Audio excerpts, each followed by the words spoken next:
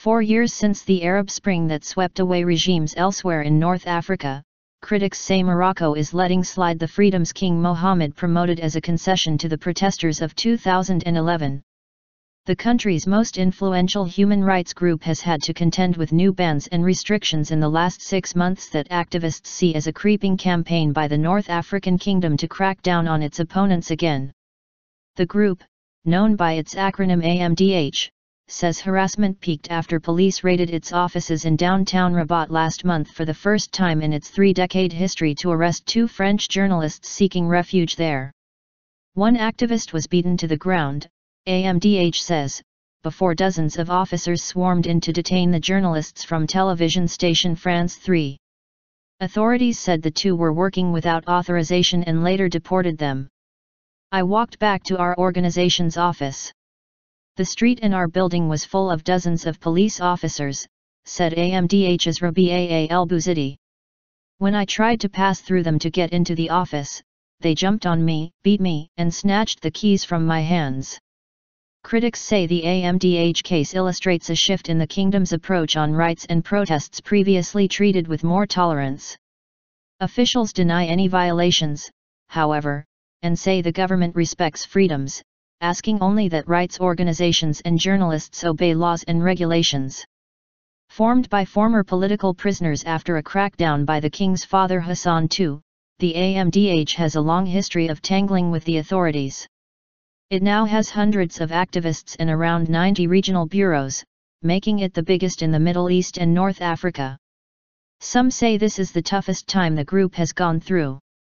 Since July, nearly 62 meetings have been banned, and 13 regional bureaus have not received authorizations to renew their board in the last year, AMDH's Abdel-Ilah bin Abdeslam said. Mustafa Bouaziz, a historian from Casablanca University, said the will for political change appears to be wavering.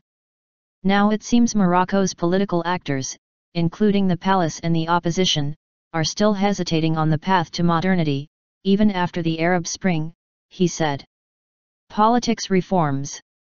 In 2011, facing a wave of uprisings and protests for reforms at home, King Mohammed approved a new constitution devolving some of his powers to parliament and the government in unheralded political reforms. With limited reforms, heavier public spending and tough state security measures, Morocco managed to calm the protests. The king also retained his grip on security, the army, and religion. But rights campaigners say the last 6 months have been one of the toughest periods in the history of the country's top rights association. Mustafa Khalfi, Morocco's communication minister, dismissed the accusations. He said if some groups believe their rights have been violated, they can appeal to the justice system. We are an open country and we will remain open. We ask only for the respect of the law, Khalfi said. The tightening of control over AMDH appears, though, to coincide with a measured slowdown in political reforms. The constitution guaranteed freedom of speech, and promoted other rights such as the strengthening up of an independent judiciary, and enshrining Amazigh as a national language. 3 years on, however, activists say progress has been limited.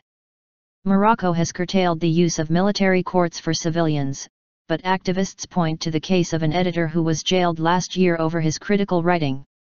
Authorities have also blocked scores of peaceful private and public meetings organized by various human rights associations, reversing a long-standing tolerance of such gatherings, the US-based Human Rights Watch said. HRW said courts have also imprisoned demonstrators and outspoken government critics on the basis of repressive speech laws or following unfair trials.